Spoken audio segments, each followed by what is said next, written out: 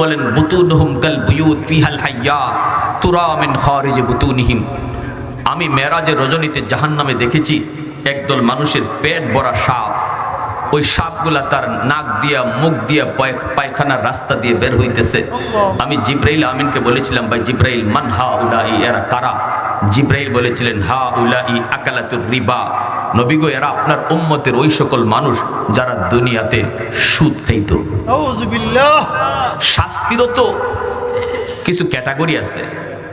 অপমানজনক শাস্তি হবে সুদখোরের। আউযুবিল্লাহ। শাস্তির ভিতরে অপমানজনক শাস্তি। 10,000-এ 15,000 নিছো, 20,000-এ 25,000 নিছো, 30,000-এ 35,000 নিছো। আজকে সুদ তো আর সুদ রইছে না, সমাজের মানুষের কাছে সুদ ইন্টারেস্ট হয়ে গেছে। ঠিক। হুজুর আমি তো সুদ খাই না।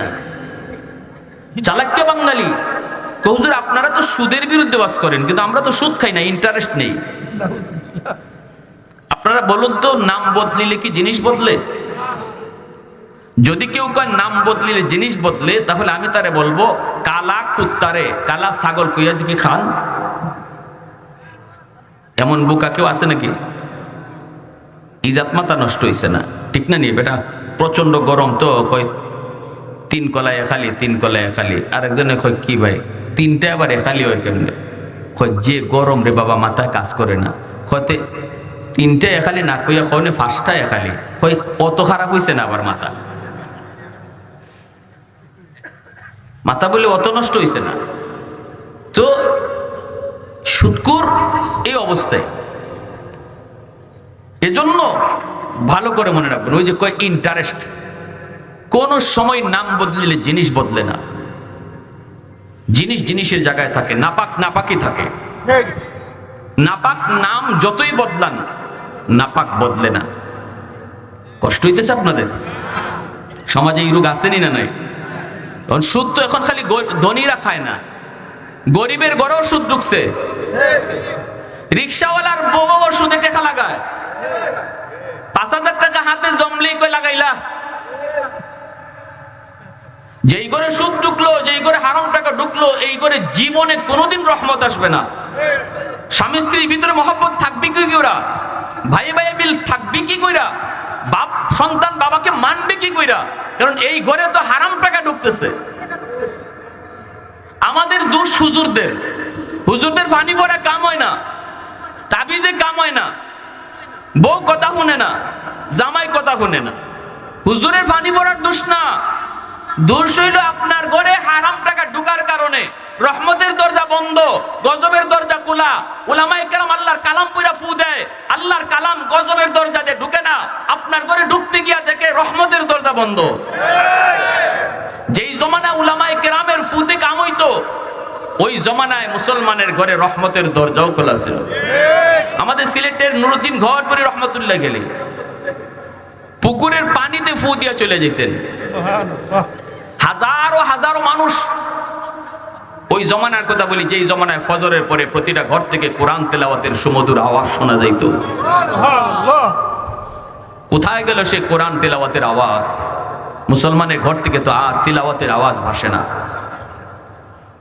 পুকুরে ফু দিয়া চলে গেছেন, মানুষ পুকুর থেকে পানি নিত, বোতল বইরা বইরা কাজ হয়ে যেত।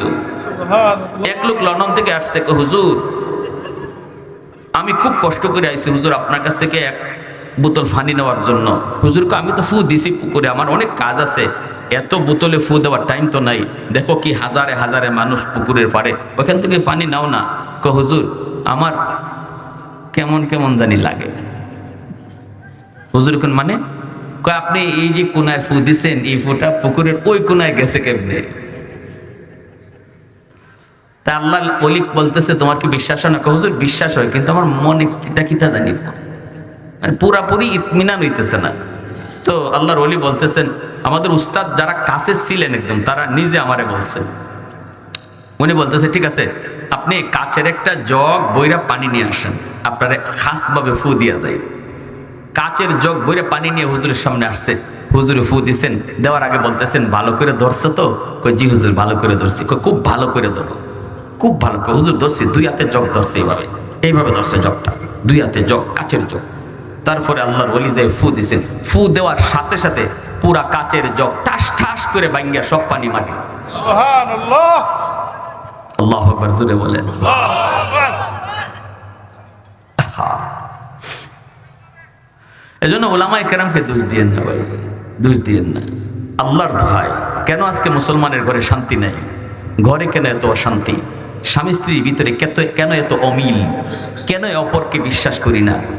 কেন তালাকের সংখ্যা বেড়ে গেল? ঠিক কিনা, জোরে বলেন। হারাম টাকা ঘরে ঢুকানো বন্ধ করো, হারাম টাকা ঘরে ঢুকানো বন্ধ করো, নতুবা শান্তি আসবে না। ইন্টারেস্ট করে লাভ নাই। সুদ তো ইন্টারেস্ট, আর ঘুষেরও আরেক নাম বানাইছে, ঘুষেরও আরেক নাম বানাইছে। জানেন না এই নামটা? আমি ওই দিন জানছি। আমি এক অফিসে গেছি, কয় হুজুর সুদ তো ইন্টারেস্ট, কিন্তু ঘুষের নাম যে কি পাল্টাইছে এটা জানেন না? না, ঘুষের নাম হইলো স্পিড মানি। স্পিড মানে হইলো গতি, আর মানি মানে টাকা। যে টাকায় কামের গতি বাড়ায়। আপনার ফাইল আটকে রইছে, টেবিলের নিচ দিয়ে যখন 1000 টাকা দিবেন, দেখবেন ফাইল দৌড় শুরু করছে। তাইলে এই টাকায় কাজ বাড়াইছে না নি, গতি বাড়াইছে না নি? তো এটা দেখো ঘুষ। কি যা চালাক্কা বাঙালি! নাম যতই বদলাও, জিনিস বদলিবে না, হারাম হারামই থাকবে। ঠিক কিনা, জোরে কও। এজন্য আল্লাহ পাক বলবে বান্দারে শুন, তাহলে সুদ খাইতাম না ছাড়তাম? সাতাম। জোরে কন্যা, সুদ খাইতাম না ছাড়তাম? সুদকুর তিন দল না 4 দল? 4 দল মানুষ সুদকুর। লানা রাসূলুল্লাহ সাল্লাল্লাহু আলাইহি ওয়াসাল্লাম আকিলার রিবা ওয়া মুকিলাহু ওয়া কাতিবাহু ওয়া শাহিদাইহি। নবীজি বলেন, যে সুদের টাকা লাগায় এও সুদকুর, যে সুদের টাকা আনে এও সুদকুর, যে সুদের সাক্ষী হয় এও সুদকুর, যে সুদের টাকা লেখে এও সুদকুর। এই 4 দলের উপরে, মাথার উপরে রাসূলের লানত। নাউযুবিল্লাহ। গরিব হইলে আপনি সুদকুরের কাছে টাকা আনতে যাবেন না। সুদে টাকা আনলে আপনি নিজেও সুদকুর। ঠিক না নি? কইবেন হুজুর কেউ তো কর্জা দেয় না, কর্জা তো দেয় না, তাহলে সুদকুরের কাছে যাওয়া ছাড়া কোনো উপায় নাই, উপায় নাই। আমি বলবো সমাজে কর্জা এটাও উঠছে আমাদের দোষের কারণে। কারণ একজনে কর্জা টাকা দিলে পরে আর এই টাকা পায় না। জানি না আপনাদের এলাকা আছে কিনা। বউ কর্জা টাকা তোলা যে কি জাত কষ্ট। বিপদে পড়ে আপনি তারে টাকা দিছেন, হে মনে করে এটা তারই। এখন তারিখ আর তারিখ, তারিখ আর তারিখ। বাড়িতে গেলে ঘুমায় থাকিয়া, জাগনাতে কেউ ঘুমায় থাকে। ছেলেরে খ আব্বা ঘুমাই দিচ্ছেন। মমিসিং গেছি কোয়াজো, এক বুড়া বেটা ওয়াশ শেষ করে আসছি, মুরব্বী মানুষ। এই কইতেছে, বাদান দি একটা কথা কইছে রে বাদান, আমি হের কাছে 5000 টাকা পাই আজকে 5 বছর। বাড়িতে গেলে কয় পুত্রে কয়, আমি শুনতেছি নিজের ফুলারে ক আব্বা ঘুমাই দিচ্ছেন। গড়ও পাই না, বাজারও পাই না। 5 বছর পরে একদিন দোকানও পাইছি, পাই দেখি বন্ধুরার সাথে চা খায়। তো আমি যে কইলাম, ভাই টাকাটা দেস না ভাই, আমি বড় বিপদে আছি, তোর বিপদের সময় আমি দিলাম, এবার তুই দেস না। এমনি হেক কেঁপে গেছে। এটা কি টাকা চাকার চাওয়ার জায়গা? আমার বাড়ি নাই, ঘর নাই, আর আমি কি তোমার টাকা খাইয়ে মরে গেছি? আমি কইলাম, ভাই তুই কোন দিন মরবে এটা কো, মরার আগের দিন নাই। আমাদের সমাজে এরকম কিছু চালাক্য মানুষ আসেনি না? আমি কি মরে গেছি নিমি, আমি কি মরে? তাহলে বোঝা যায় মরার তারিখটা আপনি জানেন, মরার সময়টা আপনি জানেন। কয় হুজুর, এরপরে তার বন্ধু বান্ধব সবাই মিলে আমার উপরে খেপে কইতেছে, তুমি যে অন্যায়টা করছো এই অন্যায়ের শাস্তি হওয়া দরকার। তখন আমি কইলাম, ভাই আমি আমার ফাওনার টাকা চাইছি, অন্যায় বলে এটাই অন্যায়। এখানে আমাদের সামনে টাকা চাইছো কেন? এটাই তোমার অন্যায়, শাস্তি হইতে হইব। কি শাস্তি? শাস্তি হইলে আমরা সবের সার বিল দিয়ে দাও। অমালিক কেন জানি মন বলে, ওই দয়া মায়ার গুণে তুমি আমাকে ডাক দিয়ে মাফ করে দাও কিনা। এজন্য আশা নিয়ে শুধু বারবার তাকাইতেছি। আল্লাহ পাকের কাছে তার এই কথাটা বড় ভালো লাগছে, আল্লাহর কাছে এই কথাটা বড় ভালো লাগছে। আল্লাহ পাকে কুদরতি কলিজা সে খুশি করে নিছে। আল্লাহ পাক তখন বলতেছে, ফেরেশতারা শুন, আমার এই বান্দার আমল নামাটা আমি আল্লাহকে তোমরা আবার দেখাও। আমি তার আমল নামাটা নিজে দেখব। আল্লাহ নিজেই যখন রিচেক করতেছেন, তখন আল্লাহ কয়, বান্দারে ওই যে দেখ তোর গুনার পাল্লা ভারী, নেকির পাল্লা তোর হালকা। কিন্তু বান্দা ওই যে আমি দেখতেছি তোর আমল নামা, দুনিয়ার অমুক জায়গায় একটা মাহফিল ছিল, ওই যে রয়্যাল কলেজ পাড়ার মাহফিলে তোমাকে বসা দেখা যাইতেছে, বান্দা বল কেন সেখানে হাজির হয়েছ? আল্লাহু আকবার। কইব মালিক দুনিয়ার কোন লোভে যাই নাই, ওখানে গেলে আমারে 500 টাকা 1000 টাকা দিবে এমন না, গিয়েছিলাম একমাত্র তোমাকে খুশি করার জন্য। আল্লাহ পাক তখন বলবে বান্দা শুন, আমার নিজাম হচ্ছে মাফ করে দেওয়া, আমার আদত হচ্ছে মাফ করে দেওয়া, কিন্তু আমার নিজাম হচ্ছে উসিলা ছাড়া মাফ করি না। ওই দিনে মাহফিলে বসাকে উসিলা বানায়া, ওই দিনে মাহফিলে বসাকে উসিলা বানায়া আমি আল্লাহ আমার ওই কুদরতি কলিজায় 99 ভাগ দয়া মায়ার কারণে যা করে আমি মাফ করে দিলাম। মুসলমানের আওয়াজে কও সুবহানাল্লাহ, আরো জোরে কও সুবহানাল্লাহ, আরো জোরে কও আল্লাহু আকবার। আল্লাহ পাক যদি ওই দিন তোমাকে আমাকে ওই দিন মাফ করে দেন, শুধু মাহফিলে বসাকে উসিলা বানায়া, কিয়ামতের ময়দানে আল্লাহ কারো কাছে কোনো জবাব দেওয়া লাগবে না। আল্লাহকে কেউ এই কথা জিগাইবার সাহস নাই রে যুবক, আল্লাহ কেন তুমি মাফ করছো, এই সাহস কিন্তু আল্লাহরে জিগাইবার কারণেই। এমনি ফেরেশতারা বলতেছে মালিক সবাইকে তুমি মাফ করে দিয়েছো, বলে হ মাহফিলে যারাই বসলো সবাইরে মাফ করে দিয়েছি। ফেরেশতারা তখন প্রশ্ন করেন মালিক সবাই তো মাহফিল শোনার নিয়তে আসে নাই, অনেকেই তো বাজারে যাইতেছিল, বাড়িতে যাওয়ার নিয়ত ছিল, কারো বা বাজারে যাওয়ার নিয়ত ছিল, কারো বা আত্মীয়র বাড়িতে যাওয়ার নিয়ত ছিল। মাইকের আওয়াজ শোনার পর কয় একটু পরে যাই, ওয়াজটা শুনে যাই, আল্লাহর নিয়ত তার বাড়িতে যাওয়া, নিয়ত তার বাজারে যাওয়া, তুমি কি তার মাফ করে দিয়েছো? আল্লাহ তখন বলে ফেরেশতারা শুনো, হুমুল জালিসু লা ইয়াশকা জালিসুহুম, এটা এমন এক বরকতি মজলিস, এই মজলিসে যেই বসবে আমি আল্লাহ তারই মাফ করে দিব।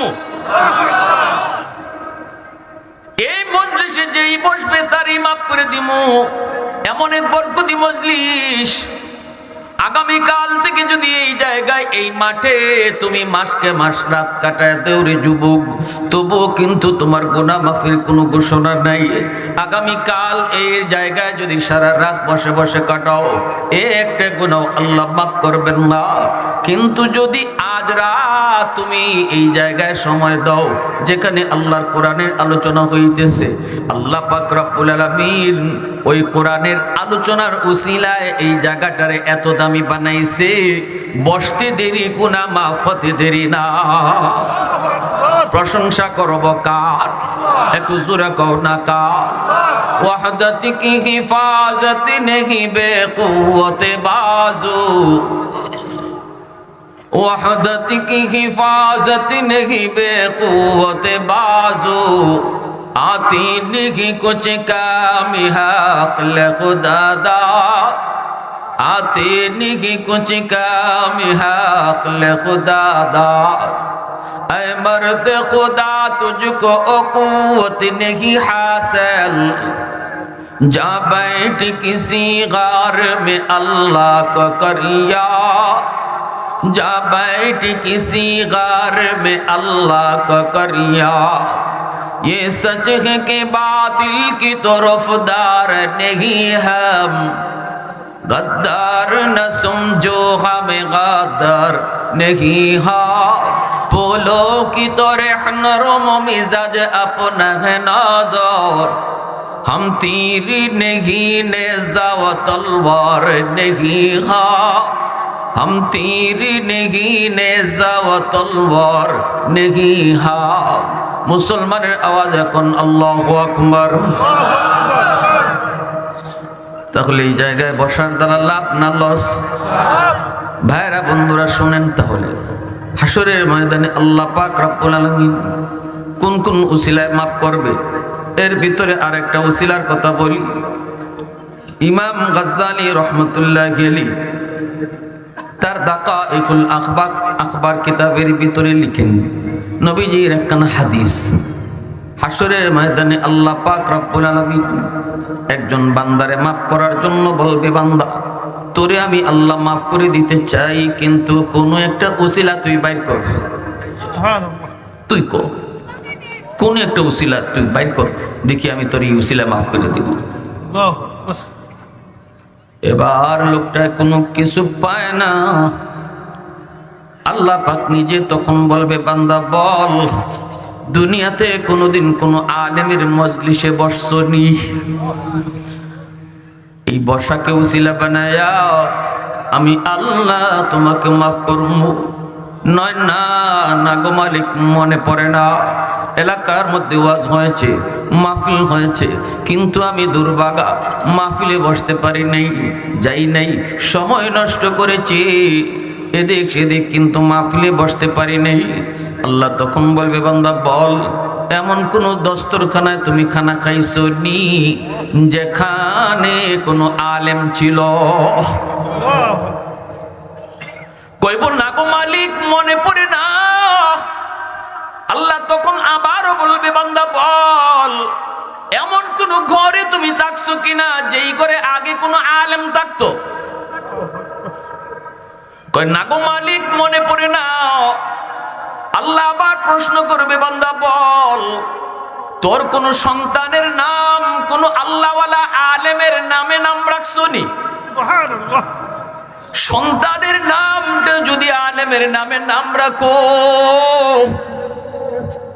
কোন একজন আল্লাহওয়ালার নামে যদি সন্তানের নামটা করে, বান্দা এই খাতিরে হলো আমি আল্লাহ তোমাকে মাফ করবো।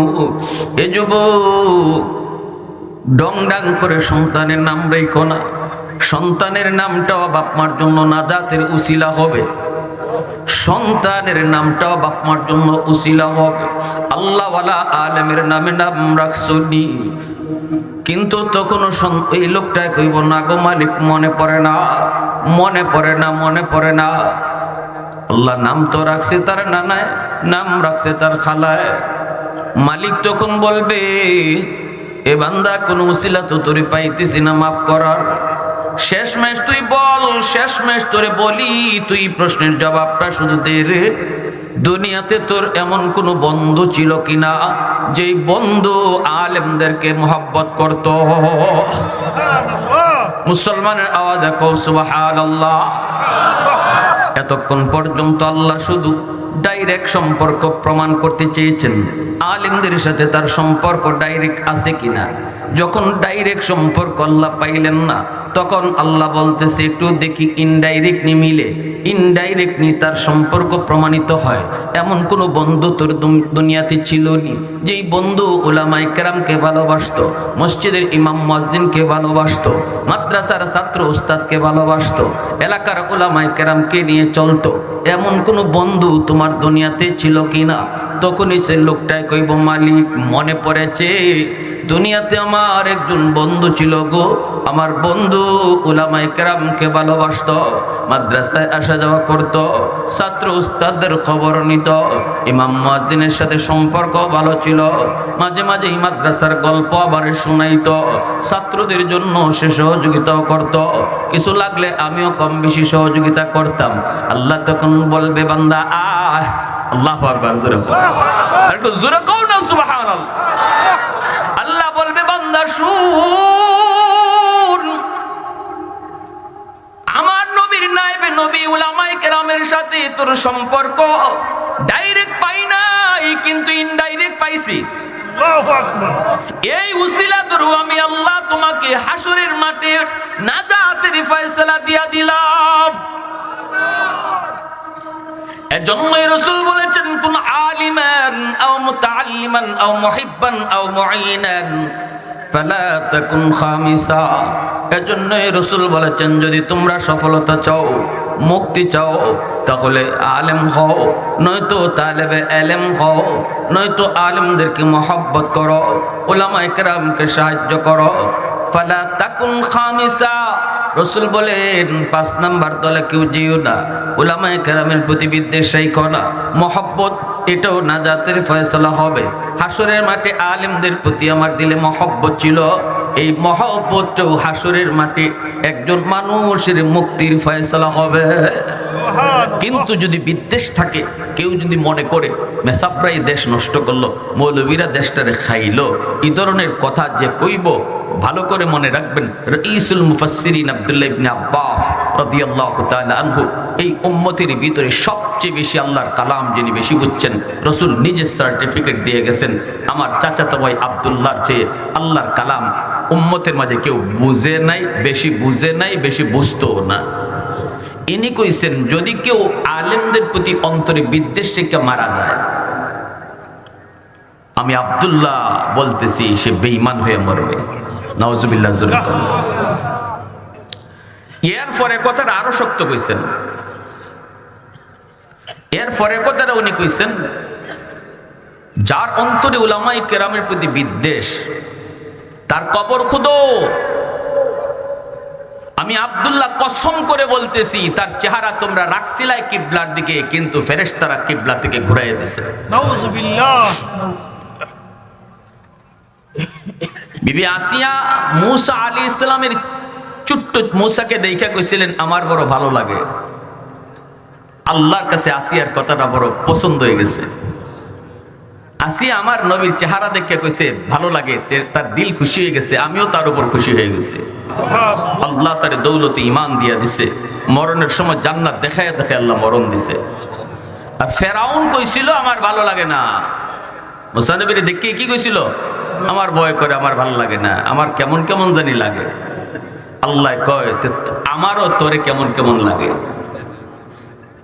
বেঈমান হয়ে মরছে। এখান থেকেই রাইসুল মুফাসসিরিন আব্দুল্লাহ ইবনে আব্বাস রাদিয়াল্লাহু তাআলা তাফসীরি কিতাবে ব্যাখ্যা আনছেন, যেই জমানায় নবী থাকবে না, নবীর ওয়ারিস উলামায়ে কেরাম থাকবে। আর আলেম উলামা দেখে যদি কেউ কয় আলেমদেরকে দেখলে আমার বড় ভালো লাগে, দিলটা খুশি হয়, এতটুকুই আল্লাহ তারে মৌতের সময় আসিয়ার মতো দৌলতে ঈমান সাথে দিবে, জান্নাত দেখায় দেখায় মরণ দিবে। আর যদি কেউ কয় মৌলবীদেরকে দেখলে আমার গায়ে জ্বলে, তখন ওই ফেরাউনের মতো বেঈমান হয়ে মরবে। কথাটা বুঝে আসছে ভাই? আমার ভাইরা বন্ধুরা, যুবক, এজন্যই জান্নাতের ফয়সালা হবে আল্লাহ পাক রব্বুল আলামিনের কাছে। ছোট্ট থেকে ছোট্ট বহু উসিলায় আল্লাহ তারে মাফ করবেন। ওয়া আম্মা মান খাফা মাকাম রাব্বিহি ওয়া নাহার নাফসা আনিল হাওয়া ফাইন্নাল জান্নাতা হিয়াল মাওয়া। আল্লাহ পাক বলেন কিয়ামতের ময়দানে যে আল্লাহর সামনে ভয় করারে, দাঁড়ানোটাকে বড় ভয় করবে, মনের চাহিদা মতো চলবে না, ভয় পাবে আল্লাহর সামনে হাজিরাকে, আল্লাহ বলেন তার জন্যই আমি জান্নাতে ঠিকানা বানায় রাখছি। সুবহানাল্লাহ। সর্বনিম্ন যে মানুষটা জান্নাতে ঢুকবে, সর্বশেষে যে মানুষটা জান্নাতে ঢুকবে রে যুবক, তারও আল্লাহ 10 দুনিয়ার সমান জান্নাত দান করবে। আজকে দুনিয়ার এক জায়গার জন্য, 100 জায়গার জন্য, 1000 জায়গার জন্য তুমি জুলুম করেছো, চিটারি করে বাটপারি করে তুমি 1000 জায়গা নিছো, ক্ষমতার বলে তুমি সিমসরায় জায়গা দখলে নিয়েছো। মনে রাখো ওই 1000 জায়গা, 1000 জায়গা, 4 আঙ্গুল জায়গার কারণে 10 দুনিয়ার সমান জান্নাত তুমি হারাইতেছো। সর্বশেষে যেই লোকটা জান্নাতের ভিতরে ঢুকবো, এই মানুষটার পরে আর কোনো মানুষ জান্নাতে ঢুকবে না। আল্লাহ পাক রব্বুল আলামিন মালাক আল্লাহ পাক জিব্রাইল আমিনকে বলবেন, জিব্রাইল জাহান্নামের ভিতরে যে ঢুকো, একজন মানুষ আমাকে শুধু ডাকতেছে ইয়া হান্নান ইয়া মান্নান কয়া ডাকতেছি। এ জিব্রাইল জাহান্নামের ভিতরে যায় ঢুকো, দেখো সে আমারে কেন ডাকে। আল্লাহ পাক রব্বুল আলামিন তাকে বের করার সময় এসে গেছে, নির্ধারিত টাইম পর্যন্ত শাস্তি ভোগ করেছে, আমল বলতে তার কিছুই ছিল না।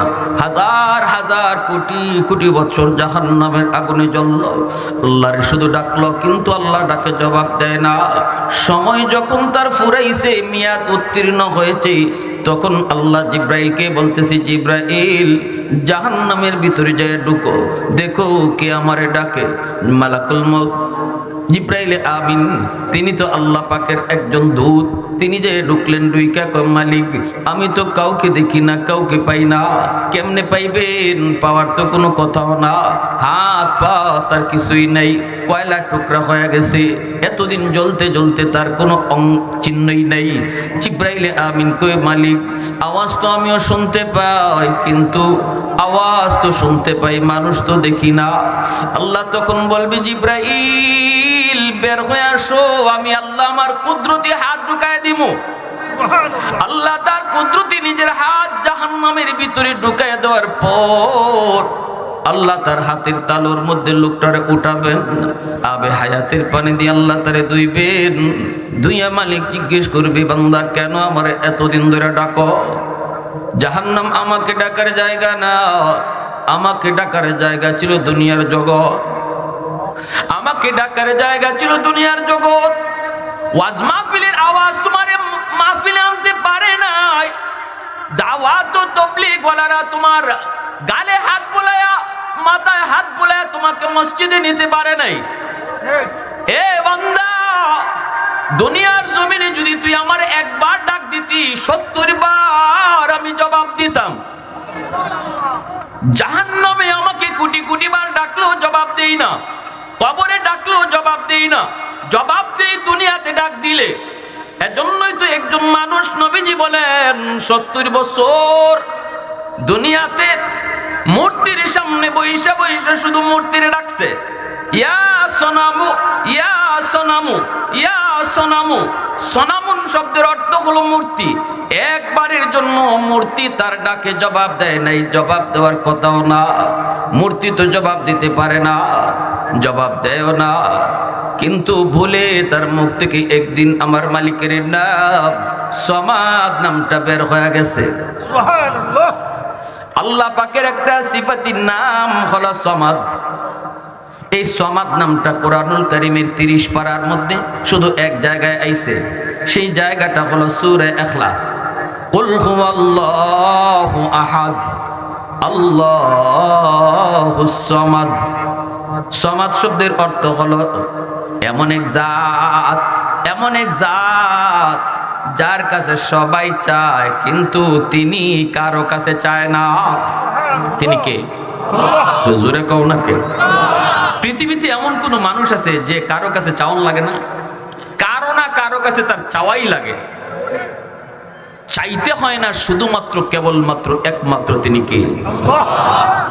এজন্য আল্লাহর নাম হলো সমাদ। সমাদ নামের অর্থ হলো যার কাছে সবাই চায় কিন্তু তিনি কারো কাছে। ওই মূর্তি পূজারী মানুষটার মুখ থেকে বের হয়েছে ইয়া সমাদু, বলতে চেয়েছিল ইয়া সোনামু। সোনামুন শব্দের অর্থ হলো মূর্তি, ভুলে তার মুখ থেকে বের হয়েছে ইয়া সমাদু। সাথে সাথে আল্লাহর নবী বলেন তার হাদিসের মধ্যে, আল্লাহ সাথে সাথে জবাব দিয়ে দিছে। আল্লাহ বলতেছে লাব্বাইক ইয়া আব্দি লিমা দাউতানি, বান্দা আমারে তুমি কেন ডাক দিয়েছো? এই যে আমি আল্লাহ হাজির, আমি আল্লাহ হাজির, কেন তুমি ডাক দিয়েছো?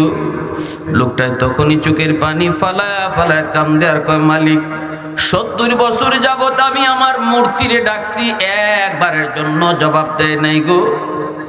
আজকে ভুলে শুধু একবার তোমারে ডাক দিছি, সাথে সাথে জবাব দিয়ে দিছো। আমরাও দুনিয়াতে আল্লাহরে যতবার ডাকি ততবারই আল্লাহ জবাব দেয়। শুনি না, শোনার মতো যারা তারা কিন্তু শুনে, আমরা না শুনলেও আল্লাহ জবাব দেয়।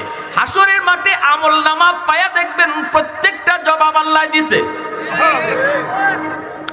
প্রতিটা ডাকের জবাব আল্লাহ দিছে। আমলনামা দেখে আপনি সেদিন বুঝবেন, ওই দিন বলবেন হ্যাঁ দুনিয়াতে আল্লাহ আমার ডাকে জবাব দেয় নাই, মনে কইরা আমি কম ডাকছি, হায় রে আমি আরো বেশি কেন ডাকলাম না। আমি তো এটা চেয়েছি ওটা চেয়েছি, কিন্তু আল্লাহ আমার চাওয়া মতো দেয় নাই। আমি মনে করেছি আল্লাহ জবাব দেয় না, কিন্তু না, আল্লাহ তো প্রতিটা ডাকের জবাব দিয়েছেন, প্রতিটা ডাকেরই জবাব আল্লাহ দিয়েছেন। আল্লাহ যেটা চাইছি এটা আল্লাহ হয়তো আমার দেয় নাই, কারণ এটা দিলে পরে আমার হয়তো মঙ্গল ছিল না। আল্লাহ পাক জানতেন ভালো মন্দ, কিন্তু আমার ডাকটাক আল্লাহ বৃথা দেন নাই। প্রতিটা ডাকের বিনিময়ে সওয়াব আমল নামায় লিখে দিছেন। তখনই লোকটা কইব, মালিক দুনিয়াতে আমি যত যা কিছু চাইছি একটাও যদি দুনিয়ায় তুমি না দিতা, আর প্রতিটা ডাকের জবাব যদি আমল নামায় আজকে পাইতাম, আমি বড় ভাগ্যবান ছিলাম। আল্লাহ জবাব দেয় কি দেয় না? প্রতিটা ডাকের জবাব আল্লাহ দেয়। এজন্য আল্লাহ পাক ওই দিন আল্লাহ হাতের মধ্যে, কুদরতি হাতের মধ্যে উঠে কইব, বান্দা এখানে আমারে ডাকার জায়গা না, দুনিয়াতে ডাকলি না কেন? দুনিয়া তো ছিল আমার ডাকার জায়গা, ওখানে ডাক দিলেই আমি আল্লাহ জবাব দিতাম। আচ্ছা এরপরও কহ কি চাও কো? তখন কইব, মালিক ও মালিক, আমার তো আমল নেই, আমি কেমনে তোমার কাছে বড় দাবি রাখবো? তবে মালিক এতটুকু কই, আমাকে তুমি যেই জায়গায় রাখছো এটা তো জাহান্নামের তল, দয়া করে যদি আমাকে জাহান্নামের উপরে একটু রেখে দিতা গো, দরজার কিনারা একটু রেখে দিতা। তোমার নাম তো রহমান, তোমার নাম তো রহিম। আল্লাহ তখন বলবে, যা, তোর এই দাবিটা আমি পূরণ করেছি, রাখলাম তোমাকে জাহান্নামের উপরে দরজার কিনারায়, কিন্তু বল এরপরে আর কিছু চাইবি না? কই না গো মালিক, এরপরে আর কিছু চাইবো না। কিছুক্ষণ পরে সে ওয়াদার কথা ভুলে গেছে, আবারও আল্লাহকে ডাক শুরু করেছে, ইয়া হান্নান ইয়া মান্নান। আল্লাহ পাক বলবে, বান্দা আবার কেন ডাক দিয়েছো? কই মালিক, আমাকে তুমি যেই জায়গায় রাখছো এটা তো জাহান্নামের ভিতর, দরজার কিনারা। এই জায়গা যেমন দরজার কিনারা, ওই জায়গাটাও তো দরজার কিনারা। দরজার এই পাশে না রাইকা তুমি তো আমাকে চাইলে ওই পাশেও রাখতে পারো। বলুন তো দেখি, দরজার এ পাশ আর অপাশের মধ্যে বেশ কম আসেনি না নাই? এই পাশটা হলো জাহান্নামের ভিতর, আর সে এখন যে পাশে যাইতে চায় এটা হলো জাহান্নামের বাহির। এই কথা আল্লাহরে কয় না, আল্লাহ আমার জাহান্নামের বাইরে দিয়ে দেও। বুদ্ধি কইরা চালাকি কইরা কয়, আল্লাহ তুমি আমাকে যেখানে রাখছো এটা জাহান্নামের দরজার পাশ, এই পাশ জান্নাতের গেটের পাশে আল্লাহ তারে নিয়ে রাখবেন। ওয়াদা করাইলেন কিছু চাইবে না, কিন্তু আল্লাহ পাকের মর্জি হলো, আল্লাহ পাকের মর্জি হলো তারে আল্লাহ জান্নাত দিব। সুবহানাল্লাহ। সুবহানাল্লাহ জোরে কইতেন না? এক চান্সে আর ফার্স্ট চান্সে না, আল্লাহর মর্জি হলো আল্লাহ তারে জান্নাত দিব, কিন্তু আমল নাই তো, দেওয়ার মতো কিছুই নেই। এজন্য গাটে গাটে গাটে গাটে গাটে গাটে এভাবে আল্লাহ পাক তারে নিতেছে। জান্নাতের গেটের পাশে গেছে, ওয়াদাও করেছে আর কিছু চাইবে না, কিন্তু জান্নাতের গেটের পাশে গিয়া সে শুধু ফাঁক ফুক খুঁজতেছে যে জান্নাতের ভিতরে কি আছে একটু দেখতে তার মন চায়। সুবহানাল্লাহ। আল্লাহ পাক রব্বুল আলামিন তো সব দেখেন, ঠিক না?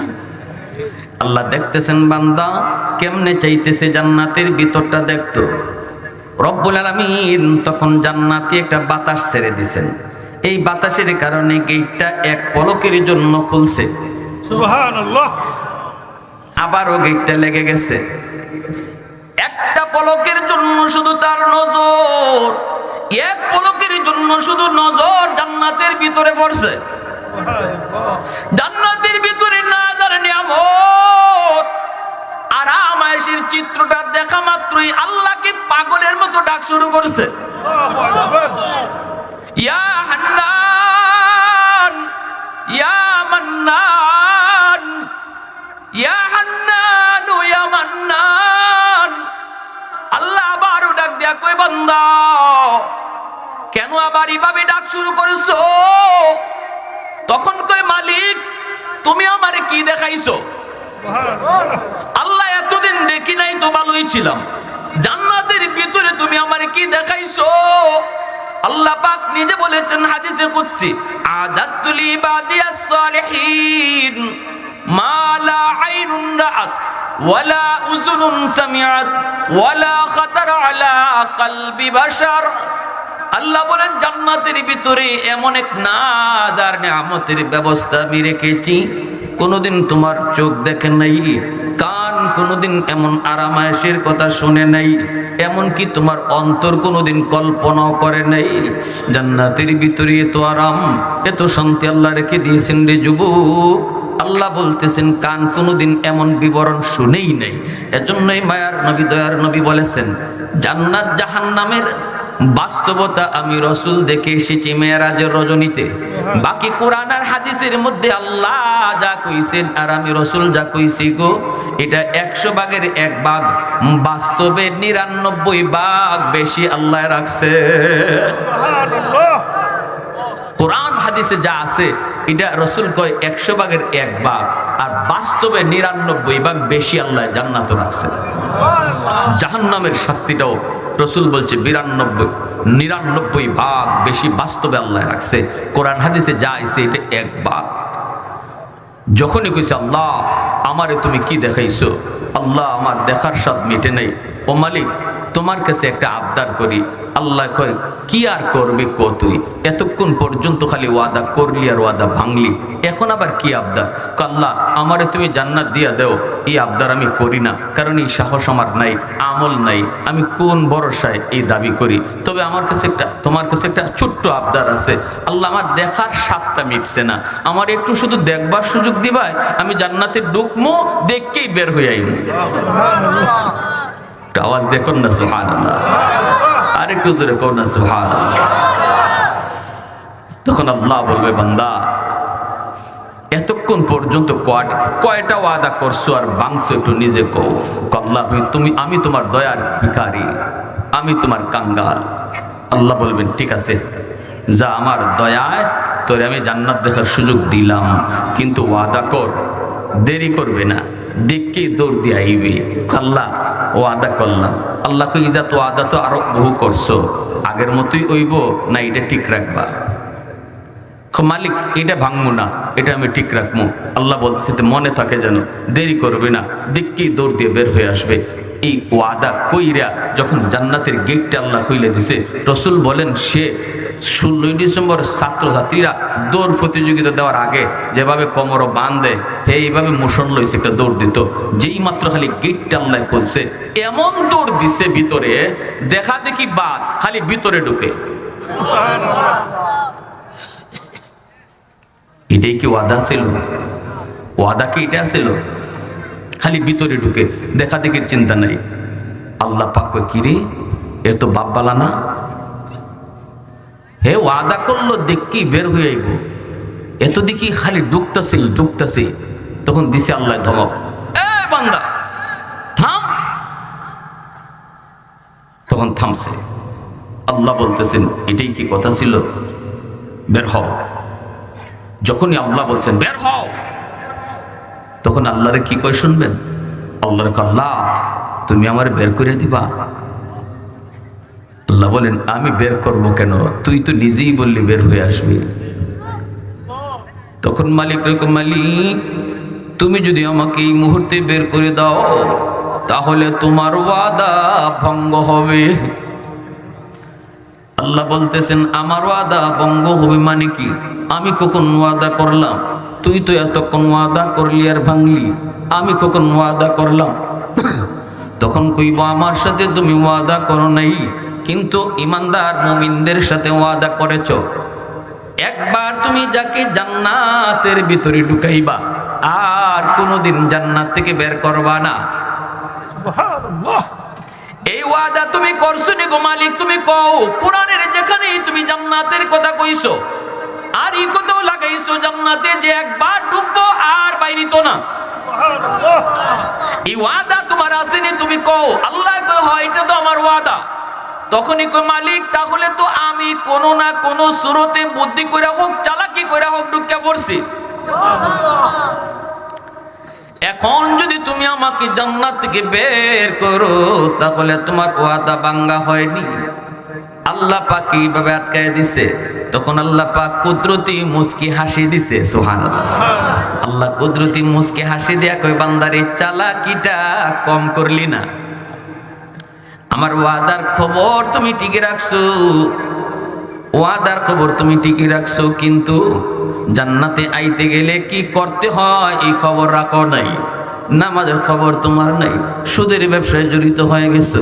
উলামায়ে কেরাম তোমাকে বারবার কইছে ওয়া আহাল্লাল্লাহুল বাইআ ওয়া হাররামার রিবা, ব্যবসাকে আমি আল্লাহ হালাল করেছি, সুদকে আমি আল্লাহ হারাম করেছি। সব ধরনের ব্যবসার সুযোগ তোমাকে দেওয়া হয়েছে, সুদের ব্যবসাটা শুধু হারাম করা হয়েছে। বলা হয়েছে সুদকুর মায়ের সাথে যেন সে জিনা করলো, নাউজুবিল্লাহ। এত বড় গুনাহ জানার পরও তুই সুদ খাইছো, এত বড় গুনাহ জানার পরও তুমি সুদ খেয়েছো। আজকে তোমার সুদের টাকা কোথায় গেল? সুদের টাকা দিয়া ঘর বানাইছো, ঘর তুমি রাইখা আইছো, এই করে তোমার সন্তান থাকে, এই করে তোমার বাবা থাকে, এই করে তোমার ভাই থাকে, এই করে তোমার আত্মীয় স্বজন সবাই থাকে, কিন্তু ওই পুরা ঘরের হিসাব এখন তোমার একা দেওয়া লাগবে। রাইখা আইছো তুমি, বুক করে ওরা হিসাব দিবা তুমি একা। খানা খাইছো, পাতিল ভরা সুদের টাকা দিয়া ভাত রাঁধছো, ওই পাতিলের ভাত সব তুমি একা খাও নাই, এক প্লেট দুই প্লেট তুমি এক খাইছো, বাকি পাতিলের ভাতগুলা অন্যরা সবাই 10 জনে খাইছে। হাসরের ময়দানে আল্লাহ 10 জন থেকে পাতিলের হিসাব নিবে না রে যুবক, হিসাব নিবে ওই মানুষটার কাছ থেকে যে সুদের টাকা, ঘুষের টাকা, হারাম টাকা ঘরে ঢুকাইছে। পুরা পাতিলের হিসাব দিবে তার একা, খাইবে 10 জন, হিসাব দিব আমি একা। এ বুদ্ধিমান না বোকা? জোরে বলেন, এ বুদ্ধিমান না বোকা? খাইব 10 জনে, বুক করব 10 জনে, আর হিসাব দিব আমি একা। এটা জানার পরেও যে হারাম টাকা ঘরে ঢুকায় আর 10 জনকে খাওয়ায়, ঘর বানায়, দুনিয়াতে তার মতো বোকা আর কেউ। বিন্দু পরিমাণ বিবি আপনার পক্ষে সাপোর্ট দিবে না হাসরের মাঠে।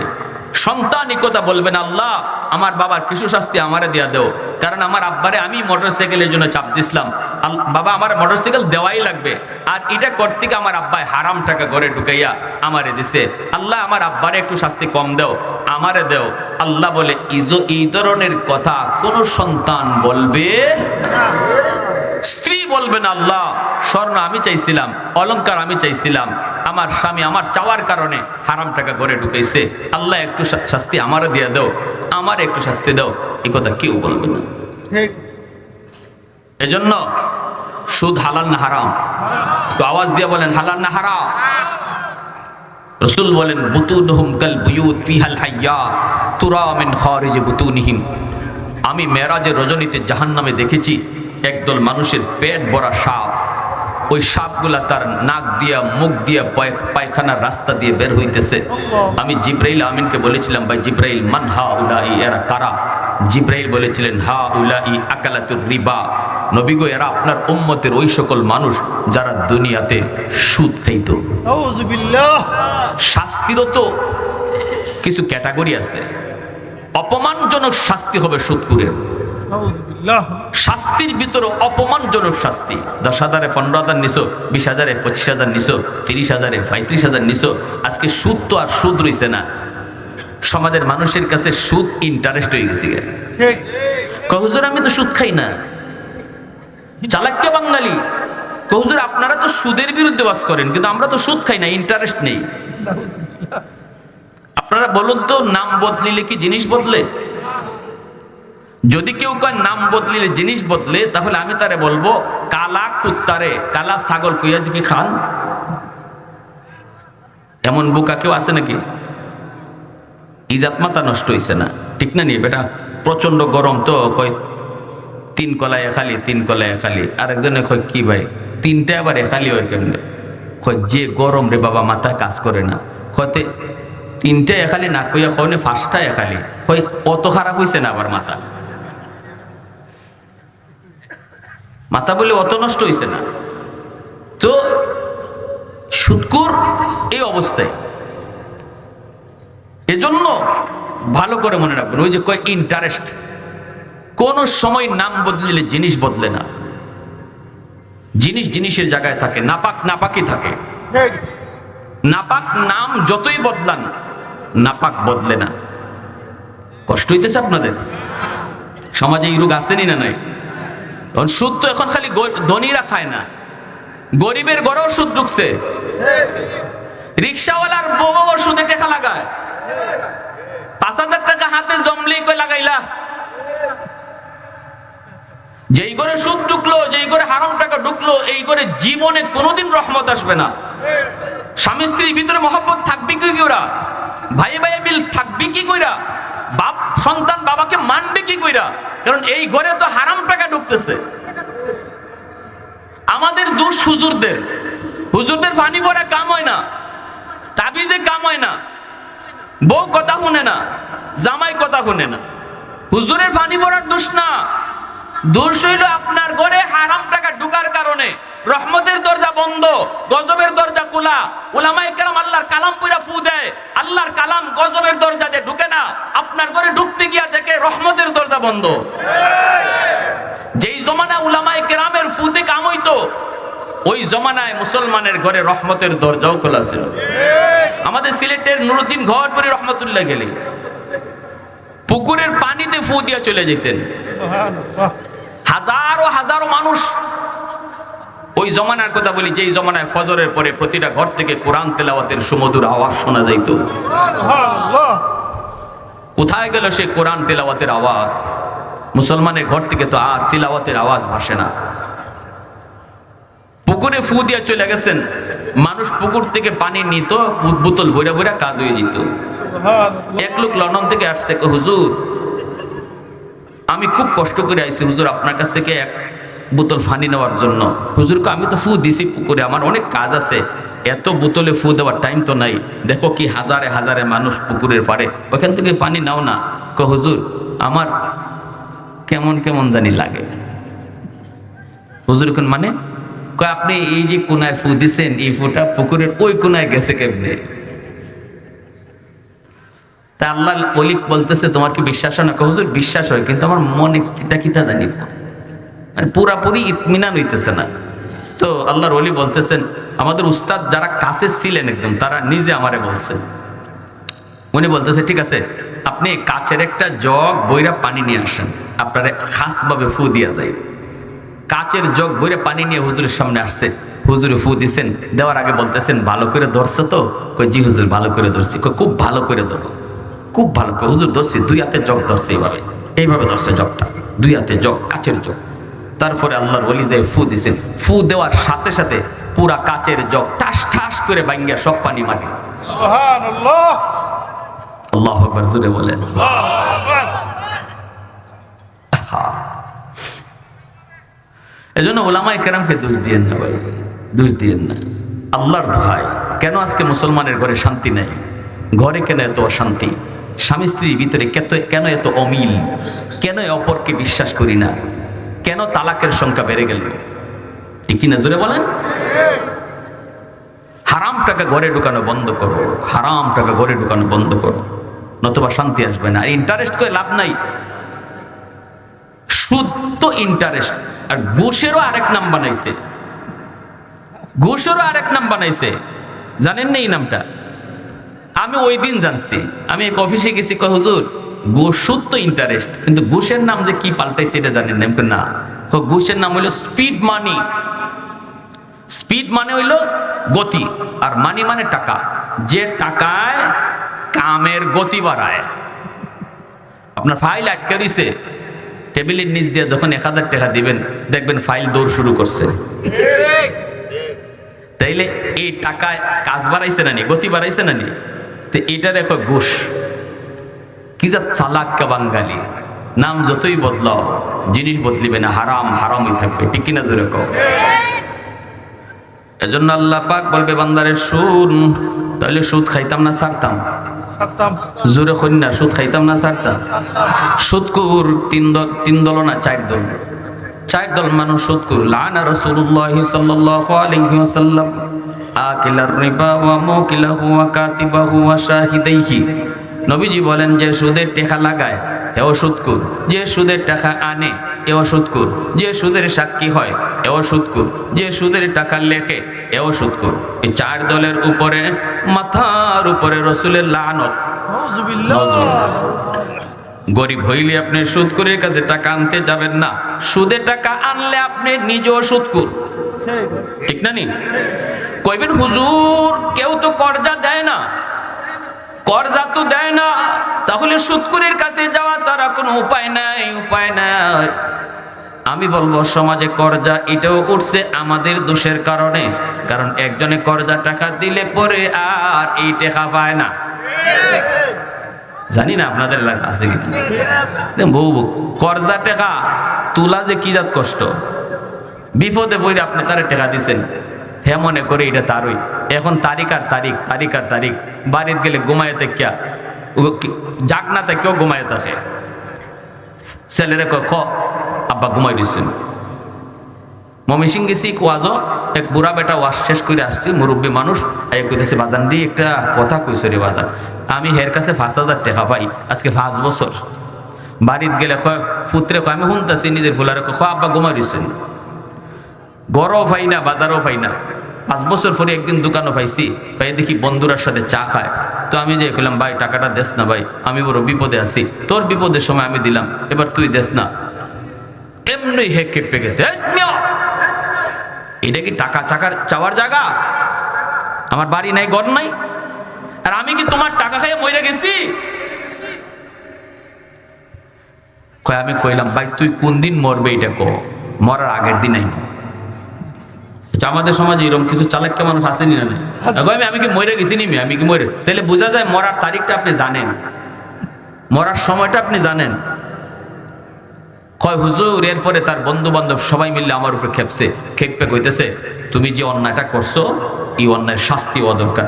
তখন আমি কইলাম ভাই আমি আমার ফাউনার টাকা চাইছি, অন্যায় বলে এটাই অন্যায়, এখানে আমাদের সামনে টাকা চাইছো কেন, এটাই তোমার অন্যায়, শাস্তি হইতেইব। কি শাস্তি? শাস্তি হইলে আমরা সবের সার বিল দিয়ে দাও। হুজুর আমার 5,000 টাকা চাইতে গিয়ে 250 টাকা সার বিল দিছি আমি। এই যদি হয় সমাজের চিত্র, তাহলে মানুষ কোন ভরসায় কর্জা দিব? সমাজে কর্জা টাকা উঠছে আমাদের দোষের কারণে। যে মানুষটা একজনের কর্জা দিয়ে টাকা ফেরত পাইছে না, এই মানুষটার কাছে যখন আরেকজন মানুষ বিপদে পড়ে কর্জা চাইতে যায়, তখন কয় টাকা নাই, কইন না টাকা নাই, কারণ সে জানে আগের জ্বালা। শুন খাইয়া জিব্বা পড়ছে, এখন দুধ দেখলে ডরায়। এজন্য আল্লাহর দোহাই, কর্জা টাকা যদি কারো কাছ থেকে আইন না থাকেন টাইম মতো দেলায়েন, সে আরো 10 জনকে কর্জা দিব। আর আপনি যদি টাইম মতো না দেন, এ আর কেউ রে দিত না। তখন এই লোকটা বাধ্য হইয়া সুদকুরের কাছে যাইব। সুদকুর তো সুদের টাকা লইয়া মহাজন সেজে বসা। সুদকুরের টাকা কোনোদিন কেউ মারতে পারে না, কারণ সুদকুর যারা, এরা যেমন লাঠি আছে শক্ত, এমন এদের পাওয়ারও আছে শক্ত, এদের কাঁচার টেকাও আছে, বাজারও গাঁটটা দইরা টেকা আদায় করে। সুদকুরের চোখে রক্ত থাকে না, সুদকুরে মার দরদও বুঝে না, সুদকুরের কাছে সন্তানের দরদও নাই। সুদে টাকা যারা খায় এদের চোখে রক্ত থাকে না, এদের কলিজায় মায়া থাকে না। এজন্য আল্লাহর দোহাই, আল্লাহ রসুলের লানত লইয়া ঘুরবেন না। সুদকুরের কাছে টাকা আনতে গেলেও আপনি সুদকুর, আপনার মাথার উপর লানত। আর 2 জন মানুষ সাক্ষী রাখছো, ও মিয়া আমি এর কাছ থেকে এর সুদে টাকা দিতেছি, তোমরা 2 জন সাক্ষী দেখো। আল্লাহর দোহাই সাক্ষী দেখো না, কেউ দাঁড়ে দিয়ে যাও না। যেখানে দেখবা যে সুদের আলোচনা হইতেছে, তাড়াতাড়ি দৌড় দিও এখান থেকে, কারণ তুমি এখানে কিচ্ছুক না, কিন্তু কানে যে শুনছো, এই শোনার কারণে তুমি এরার দলে হামাই গেছো। এটা এত বড় কবিরা গুনাহ, এত বড় কবিরা গুনাহ। আল্লাহ রাসূল বলে তওবা না কইরা সুদকুর মারা গেলে কোনোদিন জান্নাতই পাইতো না, নাউজুবিল্লাহ, কোনোদিনই জান্নাত পাইতো না যদি তওবা করে সুদকুর না যায়, কবরে না যায়। এজন্য আমার ভাই, সমাজ নষ্ট হয়ে গেছে গিয়া এই ধরনের অপরাধে জড়িত হইয়া। সাবধান, এই কাজে কেউ যায় না। এবার আসুন আল্লাহ কি বলতেছে, মনে আছে আপনাদের কথা? মনোযোগ আছে আপনাদের? ওই যে লোকটা জান্নাতে ঢুকছিল আর আল্লাহরে কইছে, আল্লাহ তুমি কি আমারে এখন বের করে দিবা? তোমার তো ওয়াদা জান্নাতে তুমি যারে একবার ঢুকাবা আর কোনোদিন বের করবা না। আমি তো কোনো না কোনো সুরতে ঢুকে পড়ছি, এখন আমারে যদি বের করে দাও তাহলে তোমার ওয়াদা ভঙ্গ হয়।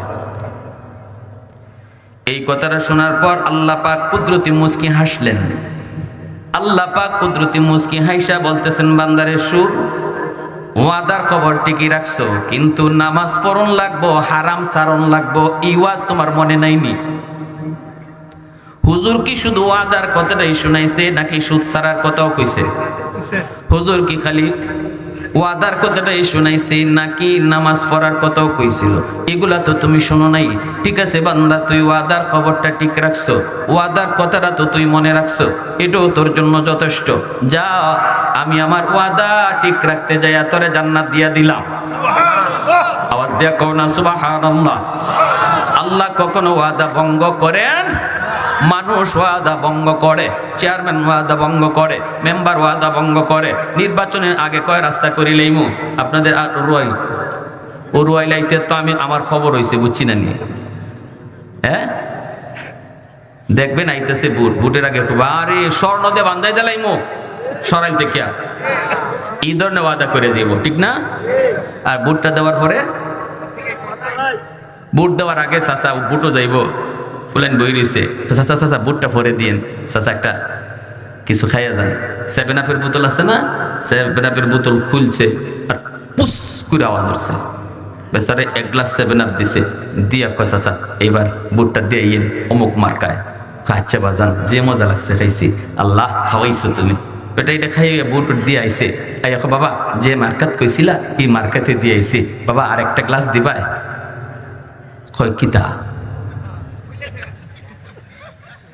কয় না, বেটার নামও হইতে পারে না, 7 আপ না মজো না কি। কয় না বাবা, ওই যে পুষ যে করছিল।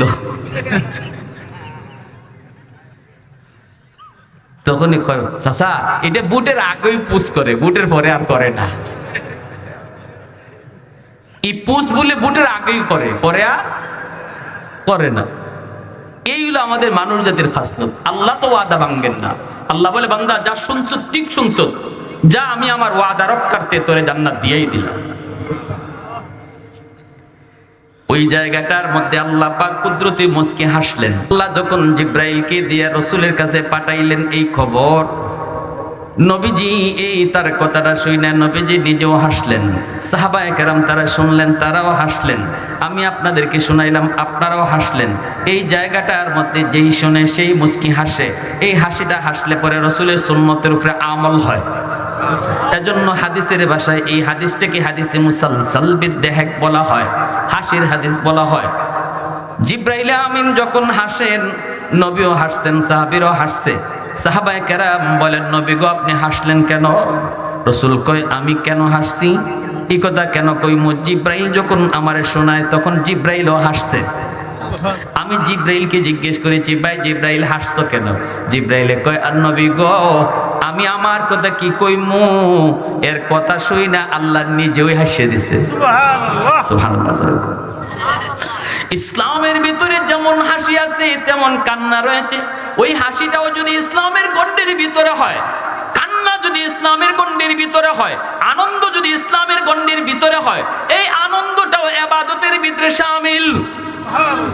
বিয়ের অনুষ্ঠান কোন ইবাদত, এই আনন্দটাও যদি ইসলামের গণ্ডির ভিতরে হয়, বিয়ের অনুষ্ঠানটাও তোমার ইবাদতে শামিল হবে। গান বাজনার আয়োজন কইরো না রে যুবক। এই যুবক একটু শোনো, তোমার মতো যুবকের কারণে কিন্তু আল্লাহ আসমান জমিন টিকায় রাখছে।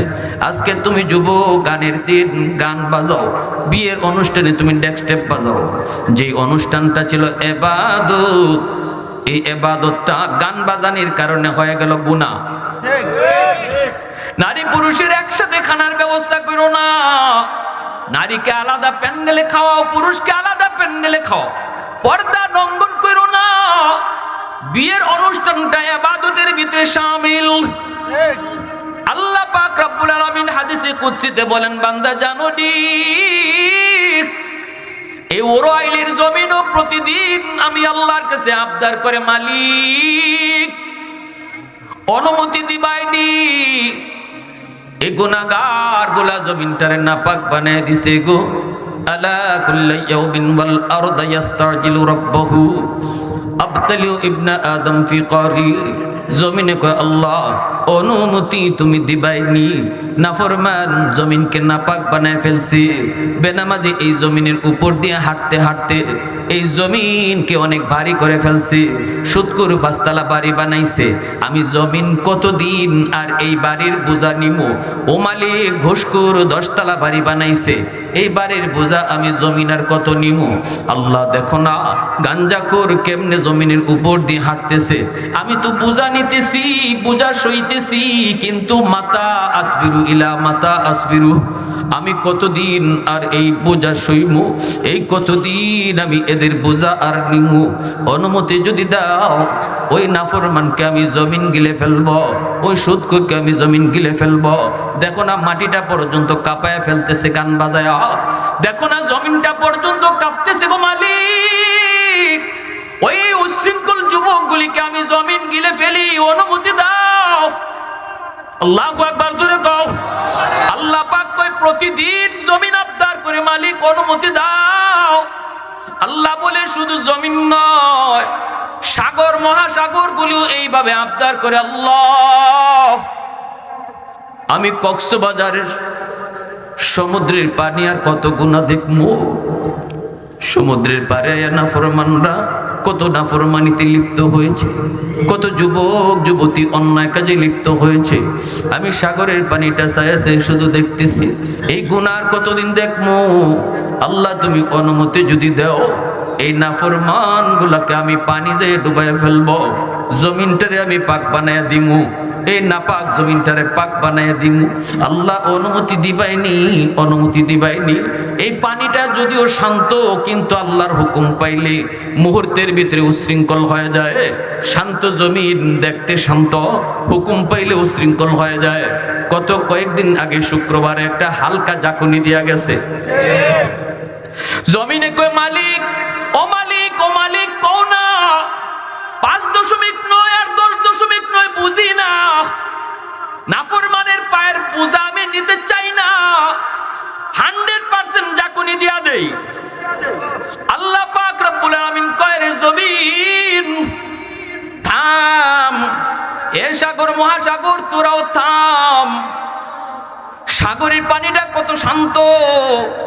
ওই যে সিডর হয়েছিল বরিশালে, সিডরের পরে আমি নিজেও গিয়েছি, ঢাকা থেকে ত্রাণ নিয়ে গিয়েছিলাম ওলামায়ে কেরামের সাথে।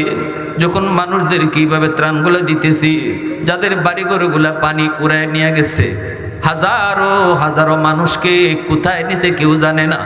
কোনো পরিবারের 1 জন জীবিত, কোনো পরিবারের 2 জন জীবিত। হাতে হাতে যখন টাকাগুলি দেই, চোখের পানি রাখতে পারি না।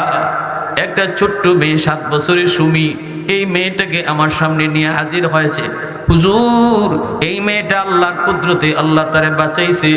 তার ফ্যামিলিতে তার মা, তার বাবা, ভাই বোন যারা সাঁতার জানতো, একজনও জীবিত নাই, কারো কোনো খবর নাই কোথায় লাশ গেছে। কিন্তু এই মেয়েটারে আল্লাহ পাক তাল গাছের পাতার ঝুপড়ির মধ্যে আল্লাহ তারে বাঁচায় রাখছে। সাঁতার জানে না, মেয়েটার মাথায় হাত বুলাইছি, প্রথম আলো পত্রিকায় মেয়েটার ছবি আইছে। ওই মেয়েটাকে মাথায় হাত বুলাইয়া টাকাগুলি দিছি আর চোখের পানি ধরে কাঁদছি। সমুদ্রে যাই আমি নিজে নামছি, পানিটারে হাতে লয়ে নিজে কাঁদতেছি, বলতেছি পানি রে তুই এখন কত শান্ত, যেন তুই কিছুই বুঝো না, কিছুই জানো না। কিন্তু মাত্র 2 দিন আগে গোটা জগ এলাকাটারে কিয়ামত ঘটায় দিলি। কত মানুষের লাশ এখনো তোর পেটে, কত সন্তান মা হারা হয়েছে, কত সন্তান বাবা হারা হয়েছে, কত বাবা সন্তান হারা হয়েছে। মালিক রে তখন কইতেছি আর কান্দিছি, ও মালিক এই পানিটা তো তোমার একটা হুকুমের অপেক্ষা আছে। সুবহানাল্লাহ, তোমার হাদিসে তুমি কইছো, হাদিসে কুদসিতে কইছো এই পানিটা নাকি প্রতিদিন তোমার একটা হুকুম চায়, গোটা জগৎটাকে পানির তলে ডুবাইয়া দেওয়ার জন্য। কিন্তু তুমি আটকায় রাখছো, মাটিকে আদেশ দিয়েছো, এর জমিন ভালো করে শুন, আমি আল্লাহ দেখতেছি এই জমিনের ভিতরে কত গুনাহ হয়, কত অত্যাচার হয়, কত জুলুম হয়, কত নাফরমানি হয়। এরপর আমি কেন নগদ ধরি না জানুনি? কারণ এই মানুষকে আমি আল্লাহ বড় আদর করে বানাইছি। আসমান আল্লাহ বানাইছেন কুন ফায়াকুন বইলা, জমিন আল্লাহ বানাইছেন কুন ফায়াকুন বইলা, ফেরেশতা আল্লাহ বানাইছেন কুন ফায়াকুন বইলা, কিন্তু আমারে আপনারে আল্লাহ পাক কুন ফায়াকুন বলে বানায় নাই। আমারে আপনারে যখন আল্লাহ বানাইছে, খালাকতু বিয়াদাইয়া, আল্লাহ বলে আমি আমার নিজের হাত দিয়া বান্দা বান্দিরে বানাইছি। নারায়ে তাকবীর, দ্বীন ইসলাম, উলামায়ে হক্কানি, আল্লামা মুফতি নাসিরউদ্দিন আনসারী সাহেব। আল্লাহ বলে যতদিন জমিনের ভিতরে ওই যুবকগুলি থাকবো, যে যুবক দিলের ভিতরে যৌবনে আমি আল্লাহর ভয় রাখে, যৌবনে তার মসজিদে পাওয়া যায়, যৌবনে তার মাথায় টুপি পাওয়া যায়, যৌবনে বাপ মার সেবা করে, যৌবনে উলামায়ে কেরামের তাজিম করে, যৌবনে যে যুবক মুরব্বীদের শ্রদ্ধা করে, ওই যুবক যৌবনে বন্ধুদের সাথে পাগলামি করে না, জিনা ব্যভিচার করে না, চুরি ডাকাতি করে না, গান বাজনার আয়োজন করে না, যুবক যৌবনে কোরআনের মাহফিলের আয়োজন করে, দিলের ভিতরে দুনিয়ার নাপাক প্রেম জন্ম নেয় না, দিলের ভিতরে আমি আল্লাহর প্রেম জমায় নেয়। ওই যুবক যতদিন জমিনে থাকবো আমি আল্লাহ জমিন টিকায় রাখবো। এজন্যই বলতেছিলাম আল্লাহ পাক রব্বুল আলামিন কই যা, তোরে জান্নাত দিয়ে দিছি, ওয়াদা আমার ঠিক আছে। সে জান্নাত দারো গেছে, গিয়া দেখে তার জান্নাত পায় না, যেখানেই বসতে চায় এখানেই তারে তুললে দেয়। আরেকজন কই মে এটা আমার জান্নাত, এটা আমার জান্নাত। তখন আল্লাহর আল্লাহ জান্নাত তো তুমি দিছো, কিন্তু আমারও তো কেউ বইতে দেয় না। আল্লাহ আমার জান্নাত কই? আল্লাহ বলে সামনে আগাও, তুমি জান্নাত পাও না, তুমি সর্বশেষ জান্নাতি। তুমি জান্নাতে ঢোকার পরে আমি আল্লাহ জান্নাতের এই দরজা, জান্নাতের এই গেট আমি সিল মাইরা দিছি, আর কেউ জান্নাতে ঢুকবে না। জাহান্নামের দরজাও সিল মারছি। এখন থেকে জাহান্নামীরা চিরকাল জাহান্নামে, জান্নাতীরা চিরকাল জান্নাতে। সামনে আগাও, তোমার জন্য আমি আল্লাহ 10 দুনিয়ার সমান জান্নাত রাখছি। সুবহানাল্লাহ। যাবে তো যাবে, যায় গেটের উপরে দেখবে তার নাম লেখা, গেটের সামনে যেয়ে দাঁড়াবে, অটো গেট খুলবে, দাঁড়ায় থাকবে 2 সারিতে 70 জন জান্নাতি হুর মালা নিয়া, কাছে যাবে, সবাই মালা পড়াবে, তারপরে খাস কামরায় নিবে, সবাইরে দেখবে, সবাইরে চিনবে, পরিচয় লাভ করবে, শরাব খাবে, তাদেরকে আপ্যায়ন করবে। বিকালবেলা বলবে আমার জান্নাতের বাগিচাগুলি দেখে আসি, বাগানটা দেখে আসি। একা একা বাগানের ভিতরে ঢুকছে, কলার বাগান, আপেলের বাগান, আঙ্গুরের বাগান। সূরাতুর রহমান সূরা ওয়াকিয়ায় আল্লাহ সেই বাগানের বিবরণ দিয়েছেন। ফলগুলি হাতের কাছে থাকবে, আমরা গাছে উঠে ফল পারি, কিন্তু জান্নাতি ফল হাতের কাছে থাকবে। যখনই হাতটা বাড়াবে, অটো তার হাতে ফল চলে আসবে। পানির লেকের পারে যায় বসবে, আনন্দ করবে, দেখে পানির নিচে রূপালী আর সোনালী কালারের বিভিন্ন কালারের মাছ পানির নিচে ঘুরতেছে। আফসোস করবে, হায়রে মাছটা দেখতে এত সুন্দর, না জানি খাইতে কত মজা। তখনই মাছের জবান আল্লাহ খুলে দিবে, মাছ বলবে আতাশতাহি, তুমি কি আমাকে খেতে চাও? অবাক হয়ে বলবে, ঘটনা কি? দুনিয়ার মাছে তো কোনোদিন কথা কয় নাই, এই মাছে দিয়ে আমারে খাইতে কয়। হ আশতাহি, তুমি আমারে, আমি তোমারে খেতে চাই। মাছ তখন কইব মাতবুখান আও মাশউইয়ান, আমারে বোনা খাইবা না ভাজা খাইবা? সুবহানাল্লাহ। জান্নাতি কইব আমি তোমারে বোনাও খাইমু ভাজাও খাইমু। বোনা খাইয়া কাটা ফালাইব, আবার সেই মাছ হয়ে যাইব, আবার আল্লাহ তার সামনে জুল বানায় হাজির করব, এইভাবে ভাজা বানায় হাজির করব। পিছন দিকে একজন রূপসী এসে হাত দেয় কাঁধের মধ্যে, এত নরম হাত, তুলতুলে হাত। অবাক হয়ে তাকায় দেখে একটা সুন্দরী নারী। দেখে আস্তাগফিরুল্লাহ, তুমি কে? রূপসী কয় আমি তোমার। দুনিয়াতেই কত নারী কইছে আমি তোমার, কিন্তু আমি কইছি আমি আমার আল্লাহর। ঠিক না? আমার 70 জন বিবির চেহারা আমি দেখে এসেছি, ওনাদেরকে আমি চিনি, তুমি তো তাদের কেউ না। কেন তুমি এখানে আসছো? তুমি তো আমার বিবি না, বিবি তো 70 জন, আমি তাদেরকে চিনিও জানিও, তুমি তাদের কেউ না। তখনই ওই জান্নাতি হুর ডাক দিয়ে কইব, আল্লাহর বান্দা, তুমি কি আল্লাহর কালাম পড়ো নাই গো? কোন কালাম? কয় কালামের ভিতরে আয়াত কি পড়ো নাই? ওয়ালা দাইনা মাজিদ, জান্নাতের ভিতরে আল্লাহ জান্নাতীকে যা দিবার তো দিবে, মাঝে মাঝে অতিরিক্ত পাইব। এটা তুমি ফরসনি? কয় হ ফরসি। কয় আমি হলাম তোমার অতিরিক্ত। কারণ হলো দুনিয়ার জমিনে কক্সবাজার গিয়েছ, সুন্দরী নারী তোমাকে সঙ্গ দিতে চেয়েছে। এ যুবক, আল্লাহর বয়ে তুমি সঙ্গ দেও নাই, হারাম কাজে যাও নাই, একা একা আল্লাহর কুদরত তুমি দেখছো। সাগরের পানি তাকায়া তাকায়া সুবহানাল্লাহর জিকির করছো। কত অফার ছিল তোমার জীবনে, হারাম কাজের অফার, কিন্তু আল্লাহর বয়ে তুমি করো নাই। ওই দিন একা একা সময় কাটাইছো, আল্লাহর কুদরত নিয়ে তুমি ভাবছো। সেদিনই আল্লাহ পাক আমাকে তোমার লাগি বানায় রাখছে। আমার বান্দা যেদিন জান্নাতের লেকের পারে বৈশা একা একা দৃশ্যগুলি দেখবো, ওই দিন তুমি তারে সঙ্গ দিবা। সুবহানাল্লাহ। কারণ দুনিয়াতে হারাম নারীর সঙ্গ সে নেয় নাই, এজন্য জান্নাতে আল্লাহ তোমাকে আমার সঙ্গী বানায় রাখছে। আওয়াজ দিয়ে কও না সুবহানাল্লাহ। এই জান্নাতে যদি যেতে হয় তাহলে মন গড়া চললা না আল্লাহর হুকুম মান্না? কারা কারা জান্নাত পাওয়ার আশা আছে দিল থেকে হাতটা জাগান। তাকবীর। আল্লাহ তুমি কবুল করো। ওয়া আম্মা মান খাফা মাকাম রাব্বিহি ওয়া নাহান নাফসা আনিল হাওয়া। আল্লাহ বলে ওই জান্নাত যদি তুমি পেতে চাও তাহলে মন চাইলেই কইরো না, একটু হিসাব করে কইরো যে এটা আমার আল্লাহ খুশি হয় না নারাজ হয়, এটা হালাল না হারাম। এই চিন্তাটা করে তুমি হাত বাড়াইও, এই চিন্তাটা করে পা বাড়াইও। যখনই দেখো এটা হালাল তবেই তোমার হাত যেন সামনে যায়, যখন বুঝবা হারাম পা যেন থেমে যায়। আল্লাহ বলেন তোমার জন্যই ওই জান্নাত আমি আল্লাহ রেখে দিয়েছি।